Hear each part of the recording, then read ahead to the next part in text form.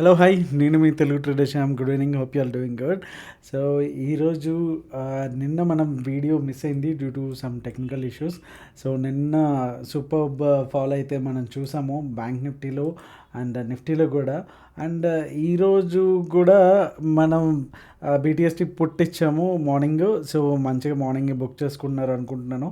So ఈరోజు అయితే కొద్దిగా బౌన్స్ అయితే అవడాన్ని మనం గమనించవచ్చు. అలాగే నిఫ్టీలో అండ్ బ్యాంక్ నిఫ్టీలో కూడా కొంత బౌన్స్ అయితే కనిపించింది. సో రేపటి సంగతి ఏంటి, అండ్ అలాగే రేపు సెన్సెక్స్ ఎక్స్పైరీ కూడా ఉంది. సో దాని వివరాలు అండ్ ఓఏ డేటా కూడా చూసేద్దాము. సో యాజ్ యూజువల్గా వీడియోలోకి వెళ్ళే ముందు లైక్ చేయడం అయితే మర్చిపోద్దు. అండ్ ఈరోజు నిఫ్టీతో విల్ స్టార్ట్. సో ఈ ఛానల్ అనేది మనం లాస్ట్ ఒక 1 వీక్ నుంచి కూడా డ్రా అయితే చేస్తూ ఉన్నాము. Okay, so as it is మనం ఈ లెవెల్లో ఉన్నప్పుడు కూడా అనుకున్నాము ఎయిదర్ ఛానల్ అప్ సైడ్ కనుక బ్రేక్ అవుతే ఇలా పైకి వెళ్ళొచ్చు, లేకపోతే మళ్ళీ కిందికి రావడానికి ఛాన్స్ ఉంటుంది అనేసి. సో ఇదైతే అయిపోయింది. సో రేపటి సిట్యువేషన్ ఏంటి అంటే కనుక ఏదైతే ఈ లో ఏదైతే ఉందో మనం ఆల్మోస్ట్ ఒక 1 వీక్ 10 డేస్ నుంచి మాట్లాడుకుంటున్నాము, ఈ 22,000 లెవెల్ ఏదైతే ఉందో సో దాన్ని అయితే బుల్స్ అయితే కాపాడుకోగలిగారు. సో యాజ్ యూజువల్గా ఆల్మోస్ట్ ఇంకా కాపాడుకోవడమే కాదు, ఇంకా 146 పాయింట్స్ అయితే అప్లోనే ఉన్నారు. సో సేఫ్ సైడే ఉన్నారు బుల్స్ వచ్చేసి. సో రేపు ఇన్ కేస్ ఒకవేళ 22,000 బ్రేక్ అవ్వలేదు అనుకుంటే కనుక మనం యాజ్ యూజువల్గా 22,600 అప్కమింగ్ డేస్లో చూడ్డానికైతే ఛాన్సెస్ అయితే ఉంటుంది. సో ఈ ఛానల్లో పార్ట్ లాగానే, అంటే ఇక్కడ నుంచి వచ్చినప్పుడు మళ్ళీ బౌన్స్ అయినప్పుడు మళ్ళీ అప్ మూవ్ తీసుకోవాలి కాబట్టి 22,600 వరకు మనం పొజిషనల్గా ఈ లెవెల్లో అయితే వెళ్తే సరిపోతుంది. సో ఇలా చేసుకోవడం వల్ల యూజెస్ ఏంటి అంటే కనుక మనం ఇక్కడ ఉన్నప్పుడు ఏదైతే ఎట్లా అయితే ఇక్కడ నుంచి రివర్సల్ అనుకున్నామో సో అలాంటప్పుడు ఏంటంటే ప్రతి రైజ్ కూడా సెల్ చేయడానికి అవకాశం ఉంటుంది. ఇలాంటప్పుడు ఇప్పుడు మళ్ళీ రివర్స్ బౌన్స్ అవుతున్నప్పుడు ప్రతి డిప్ కూడా బై చేసుకోవడానికి ఉంటుందన్నమాట. సో మల్టీ టైం ఫ్రేమ్లోకి వచ్చేసరికి ఎనాలిసిస్ చేస్తే ఇలాంటి ఉపయోగాలు అయితే ఉంటాయన్నమాట. సో ఒక్కసారి 15 మినిట్స్ టైం ఫ్రేమ్కి వెళ్ళిపోదాం. సో 15 మినిట్స్ టైం ఫ్రేమ్లో చూడొచ్చు ఎంత బ్యూటిఫుల్గా మంచిగా మనం ఎక్స్పెక్ట్ చేసినట్టు మంచిగా ఈ లైన్ నుంచి ఈ లైన్ వరకు ఎంత బ్యూటిఫుల్గా వచ్చింది అనేసి. సో నిఫ్టీ ఈరోజు చాలా బెటర్గా ఉందని చెప్పొచ్చు, చాలా స్ట్రాంగ్ ఉందని చెప్పొచ్చు కంపారిటివ్లీ బ్యాంక్ నిఫ్టీతో కంపేర్ చేసుకుంటే. సో రేపటికైతే కనుక మనకి ఈ 22,000 ఏదైతే లెవెల్స్ ఉన్నాయో అది చాలా ఇంపార్టెంట్. సో ప్రైమరీగా మనం చూసుకోవాల్సింది 182.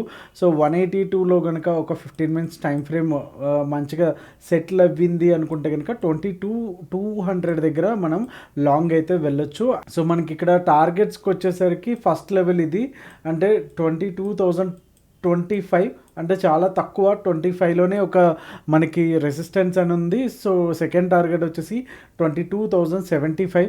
సో స్టాప్ లాస్ కూడా చిన్నగా పెట్టుకుంటే కనుక మనకి 1:2 అండ్ 1:3 ట్రేడ్స్ సో దొరికేదానికైతే అవకాశం అయితే ఉంటుంది. అండ్ డౌన్ సైడ్కి వచ్చేసరికి మనం ఈ లెవెల్ వరకు ఇన్ కేస్ ఒకవేళ గ్యాప్ డౌన్ అయినా ఇక్కడ నుంచి బౌన్స్ అవడానికి ఛాన్సెస్ అయితే ఉంటాయి కాబట్టి మ్యాక్సిమం మనం షార్టింగ్ అయితే అవాయిడ్ అయితే చేసేద్దాము. అవాయిడ్ ఎప్పటి వరకు చేద్దామంటే ఆల్మోస్ట్ 22,000 లెవెల్ వరకు కూడా మనకి చాలా వరకు సపోర్ట్స్ అయితే ఉన్నాయి. ఇన్ కేస్ ఒకవేళ 2200 ఏదైతే రౌండ్ నెంబరు మనకి మంచి బౌన్సింగ్ ఏరియా అనుకుంటున్నామో ఈ ఏరియాకి కింద మనకి ఒక 15 మినిట్స్ క్లోజింగ్ వస్తే కనుక డెఫినెట్గా ఒక మనకి ఒక చిన్న సెల్ రౌండ్ అనేది చూడడానికి ఛాన్సెస్ అయితే ఉంటాయి. సో ఇన్ కేస్ ఒకవేళ మనకి ఆల్రెడీ పడుతున్న మార్కెటే ఓకే ఇలా ఒక ఛానల్లో అయితే ఉంది. సో ఇక్కడ నుంచి మనకు బౌన్స్ తీసుకుంది.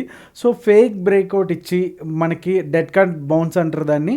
సో ఇన్ కేస్ ఒకవేళ నేను ఇక్కడ నుంచి బౌన్స్ తీసుకున్నాను ఇలా పైకి వెళ్ళిపోతున్నాను అని చెప్పేసి మనకి ఫేక్ బ్రేక్అవుట్ వచ్చి రేపు మార్నింగ్ కనుక ఇలా వచ్చేసి సో కంప్లీట్గా ఒక కరెక్షన్ మోడ్లోకి అయితే వెళ్ళడానికి కూడా ఛాన్సెస్ అయితే ఉన్నాయి.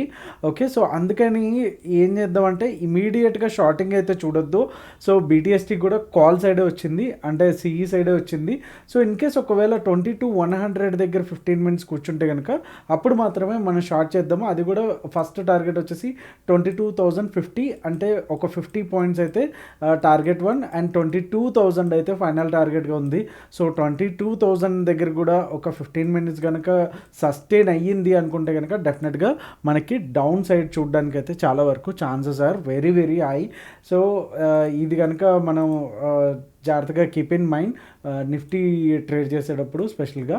సో ఇకపోతే మనకి బ్యాంక్ నిఫ్టీ డైలీ టైం ఫ్రేమ్లో ఉన్నాము. డైలీ టైం ఫ్రేమ్లో కూడా చాలా నీట్గా మనం ఎక్స్పెక్ట్ చేసిన ఈ వీక్లో మొత్తం చెప్పుకున్నటువంటిది మొత్తం కంప్లీట్గా మన అనాలిసిస్ ప్రకారమే కంప్లీట్గా డౌన్ అయితే వచ్చేసింది.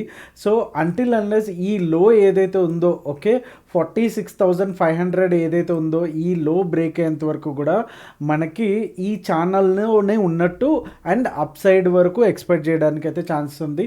ఒకవేళ ఈ లో బ్రేక్ అయితే కనుక డెఫినెట్గా మళ్ళీ మనకి డౌన్ సైడ్ ఏదైతే ఉన్నాయో ఈ సపోర్ట్స్ వరకు కూడా మళ్ళీ మనకి కిందికి రావడానికి అయితే ఛాన్సెస్ అయితే ఉంటాయి. సో రేపు మార్నింగ్ మనకి ఏదైతే రేపు సెషన్లో మనకి అర్థమవుతుంది. సో ఈ లో ఏదైతే ఉందో ఇది బ్రేక్ అవ్వలేదు అంటే కనుక మనకి అప్ సైడ్ వెళ్ళడానికి అయితే ఛాన్సెస్ అయితే ఉంటాయి. సో 15 మినిట్స్ టైం ఫ్రేమ్లో చూసేద్దాం. సో 15 మినిట్స్ టైం ఫ్రేమ్లో అయితే ఉన్నామో మనకి చాలా సింపుల్ ఏరియా అయితే ఇక్కడ మనకి క్లియర్ కట్గా వచ్చేసింది.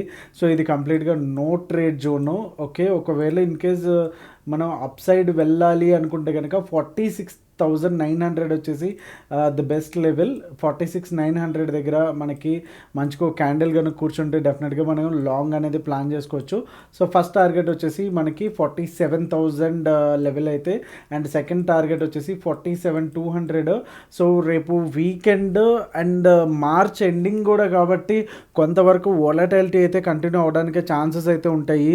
లైక్ నిన్న సిచ్యువేషన్ చూసుకుంటే మనకి ఎవరైతే మన సెబీ చైర్పర్సన్ ఆవిడ ఉన్నారో ఆవిడ ఇచ్చినటువంటి ఒక న్యూస్ ఆర్ ఒక టిప్ అని చెప్పొచ్చు. ఏదైతే మిడ్ క్యాప్ స్మాల్ క్యాప్ కొంచెం ఓవర్ వాల్యుయేషన్ అయినాయి బబుల్ లాగా ఉంది జాగ్రత్త అనేసి చెప్పడం ఒకటిను. అండ్ ఏదైతే మ్యూచువల్ ఫండ్స్ మార్చ్ ఎండింగ్ వరకు కూడా స్ట్రెస్ టెస్ట్ అని ఒకటి ఉంటుంది.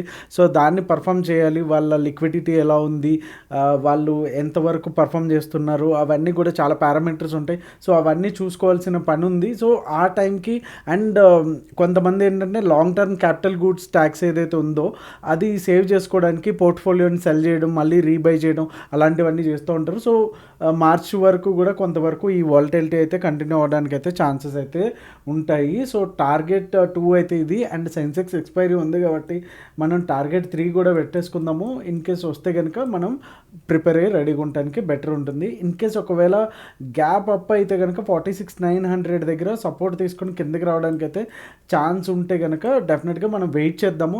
ఈ జోన్లో ఉన్నంత వరకు కూడా కంప్లీట్గా no trade zone. So clear కట్గా 46,900 బ్రేక్అవుట్ అయ్యి పైకి వెళ్తేనే మనం బై సైడ్ అయితే ప్లాన్ చేసుకోవడం బెటర్. అండ్ నెక్స్ట్ వచ్చేసి 46,700 డౌన్ సైడ్ అయితే మనకు ఒక మంచి లెవెల్ అయితే కనిపిస్తుంది షార్ట్ చేయడానికి. అండ్ మనకి ఫస్ట్ టార్గెట్ వచ్చేసి 46,300. సో ఆల్మోస్ట్ ఒక 400 పాయింట్స్. సో మధ్యలో ఒక సపోర్ట్ అంటే స్మాల్ సపోర్ట్ ఇక్కడ ఉంది 46,600. సో ఇది వచ్చేసి మనం టార్గెట్ 1గా కన్సిడర్ చేయొచ్చు అండ్ టార్గెట్ 2గా అయితే 46,300. చాలా పెద్ద లెవెల్స్ అయితే మనకి ఇక్కడ అయితే కనిపిస్తున్నాయి. సో ఓఏ డేటా కూడా చూద్దాం సో దట్ క్లియర్ కట్గా మనకి రేపటి వ్యూ ఎలా ఉండబోతుంది అనేది మనకి ఇంకా డేటా పరంగా కూడా తెలుస్తుంది. సో సెన్సెక్స్ కూడా సేమ్ ప్యాటర్న్లో అయితే మనకి కనిపిస్తున్నాయి. చాలా విచిత్రంగా అన్నీ కూడా సేమ్ ఇదే ప్యాటర్న్లో కనిపిస్తుంది అండ్ సపోర్ట్ కూడా ఇక్కడే తీసుకుంది. సో 15 మినిట్స్కి వెళ్ళిపోదాం సెన్సెక్స్ కూడా. సో సెన్సెక్స్కి అయితే కనుక ఈ 2 లెవెల్స్ వచ్చేసి చాలా వరకు ఇంపార్టెంట్. రేపు మోస్ట్లీ ఇన్ కేస్ ఒకవేళ గ్యాప్ అప్ అయితే కనుక 73,143 వరకు మనం ఒక 15 మినిట్స్ సస్టైన్ అవుతే కనుక డెఫినెట్గా ఇక్కడ మనకి వెళ్ళడానికి ఛాన్సెస్ అయితే ఉంటాయి. మనకు ఒక ప్యాటర్న్ అనేది ఇక్కడ సపోర్ట్ అనేది తీసుకుంది అండ్ మళ్ళీ పడినా సరే ఈ అప్ మూవ్ ఏదైతే ఉందో దాంట్లో 50% వరకు మాత్రమే వచ్చి మళ్ళీ బౌన్స్ అవ్వడానికి అయితే రెడీగా ఉంది.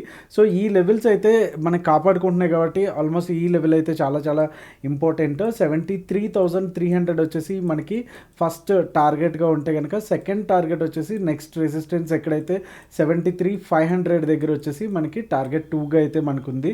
ఇన్కేస్ ఒకవేళ 72,900 కనుక బ్రేక్ అవితే మనకి 72,700 ఫస్ట్ టార్గెట్, అలానే ఫైనల్ టార్గెట్ వచ్చేసి 72,500 వచ్చేసి మనకి ఫైనల్ టార్గెట్గా అయితే మనకి సెన్సెక్స్లో కూడా మనకి కనిపిస్తుంది. సో ఇన్ కేస్ ఒకవేళ 73,200 అండ్ 70,900 మధ్యలో ఉంటే కనుక మ్యాక్సిమం అవాయిడ్ అయితే చేసేసేయండి, ఎందుకంటే ఎక్స్పైరీ కాబట్టి అది డికే అనేది చాలా ఫాస్ట్గా ఉంటుంది, మనందరికీ తెలిసిందే. సో ఒకసారి ఓఏ డేటా చూసేద్దాం.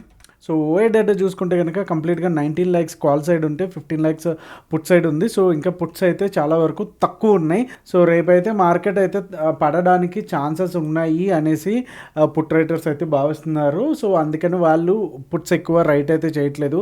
4 lakh అయితే డిఫరెన్స్ అయితే ఉంది.